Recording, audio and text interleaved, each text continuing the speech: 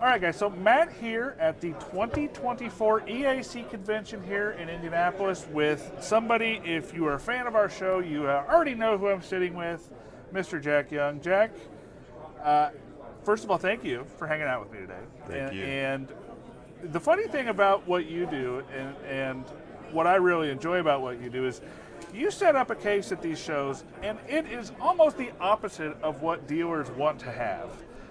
Most dealers want to have cases full of nice, genuine coins, and you are here showing off the young collection of counterfeits. And I see modern counterfeits, I see vintage counterfeits, I see things that are kind of in between, counterfeit and genuine. And so, why don't you explain to me where this came from? And then where you are heading now. What's your direction these days? Absolutely. And of course, I call it the Dark Side Collection. I love it. And you see what they call me here, Dark Side. The dark side. Absolutely. I started on the dark side back in about 2015 with this particular coin. Okay. That is a 1798 large cent, and initially they could not attribute it. It did not match any known die variety for 1798.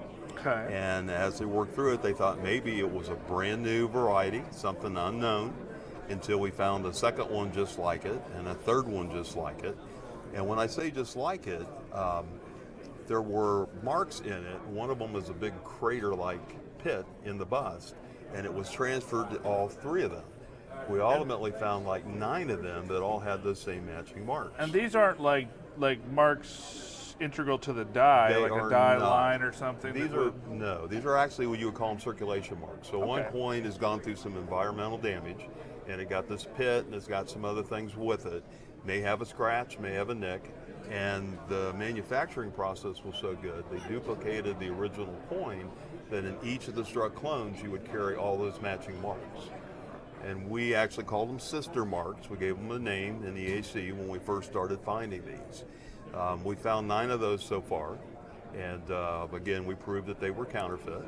I've got 3 of them in my case. One is raw, one is the other 2 are both in TPG holders, and so obviously they were good enough to fool the masses. So that brings up an interesting point, and looking through your collection here, I see a lot of coins in TPG holders here. Is this, a lot of these coins are certified genuine, and obviously a lot of the information here proves that to be otherwise. Exactly, and when these first came out, there were a number of those. I think we eventually identified about 25 different die states, die dates, different varieties that all came from a single source.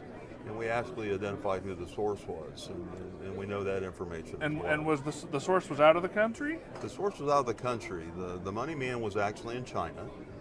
We identified him. I actually was able to contact him in China. Oh, interesting. The coins were sold, many of them through eBay, many of them through good EAC dealers.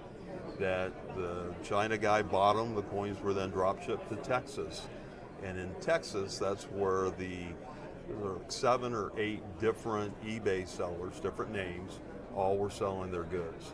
So the coins went to them. We suspect they went back to China. In many cases, there was damage, there were holes, there were scratches. So these were original coins. Original coins. The host or source coin. The host or source coin. And so back in China, or wherever they did their magic, they would repair the coin, they would make dies for it, and then they would strike the clones, and then those things were all sold out of a common location in College Park, Texas. So we did identify those. I actually have talked about it before, that I had a meeting with Secret Service in DC back in 2018, and we identified who all these folks were. After that meeting, I actually got a call from Texas Border Protection, and they had identified where the location was. And shortly after that, these guys all just dried up. They disappeared on eBay, and we never really heard anything else about them. That's what I found about the alphabet people, as I call them, that a lot of times you don't get a final update on when something happens. It just happens. You do not. And so it could be that the pressure got too hot and they felt it coming, or it could be that they grabbed these guys. it could very well be. Texas Border Protection said I would never really hear what happened, which was fine. eBay went through and deleted all of the usernames And so all that was gone. So either way, that particular group, at least here in the United States, is no longer active. As far as we can tell, they are not. Now, what about the other side back in China? Do we know any further activity about that? There Nowadays? was some additional activity. I talked to the guy that was the money man, and he had an eBay, or he had an AOL address that ended with 666. I never really understood what the point of that was. Well. It was just interesting. But a couple of his associates were still trying to sell coins, and I actually tried to negotiate a sale at one point in time, and then something happened, and that seller said they were no longer in the coin business. They were now in the luxury apparel business. Another place rife for counterfeits. They're in China, yes. So, but again, we started looking for all the other coins associated with these folks, and that's what this whole case is about. We've got a number of half cents, large cents, and again, many of those are in TPG holders. When this first happened, these things were good enough to fool all the experts and fool DAC people, fooled a lot of us. And we spent a lot of time going through trying to identify the diagnostics that would help folks to be able to identify these when they come back to market. Right. We've seen some more come back. Every now and then the 1806 half cents show up on eBay.